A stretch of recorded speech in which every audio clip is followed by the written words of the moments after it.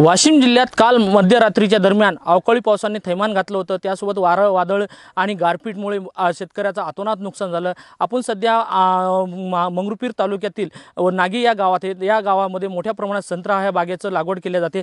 या संत्रा बागेचं मोठ्या प्रमाणात काल रात्री झालेल्या अवकाळी पावसा आणि गारपिटीमुळे मोठ्या नुकसान झालं असल्याचं दिसून येते। या ठिकाणी आपण बघू शकतो या नागी या शिवारात असून या शेतकऱ्याचं मोठ्या प्रमाणात संत्रा बाग लागवड केली होती। मात्र काल झालेल्या पावसामुळे याचं अतोनात नुकसान झाल्याचं आपल्याला दिसून येते। शेतकरी हा पूर्णतः आता हताश झाला आहे। जवळपास 50% याचा संत्रा बागेचं नुकसान झाल्यामुळे शेतकऱ्यामध्ये पूर्णतः निराशा दिसून येते।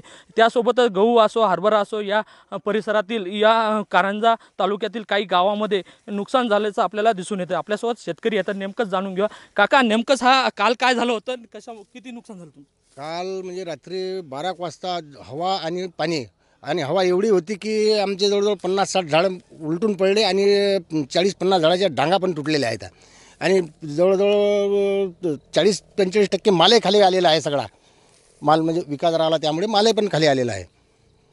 काल तुम्हाला माहिती आहे 2-3 दिवसापूर्वी हवामान खात्याने इशारा दिला होता किंवा इथं अवकाळी पाऊस होण्याची शक्यता, तरी पण आपण झाडालाच माल ठेवला, काय कारण आहे? माल तर मग आम्ही कास्तकार एवढा माल तोडू शकत नाही। व्यापारी आले पण त्यांनी काही ते घेतला नाही, पाहिले तसेच चालले। जवळजवळ 8 दिवस झाले व्यापारी येतात आणि सरळ पाहतात आणि सरळ चालले निघून जातात। तर आम्हाला काय इतका माल तोडून थोडाच आपल्याला हे करता येते।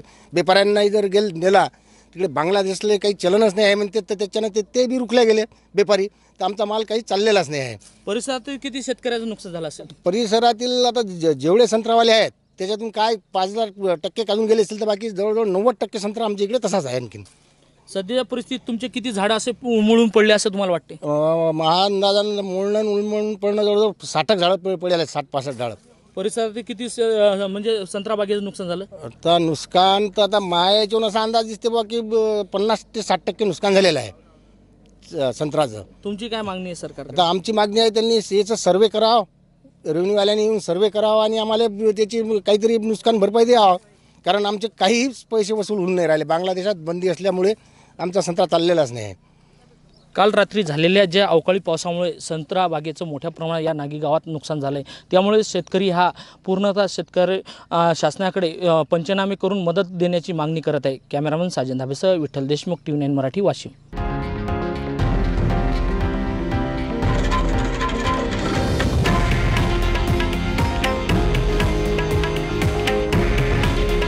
हे आहे देशातील नंबर 1 न्यूज नेटवर्क आणि आपण पाहत आहात TV9 मराठी।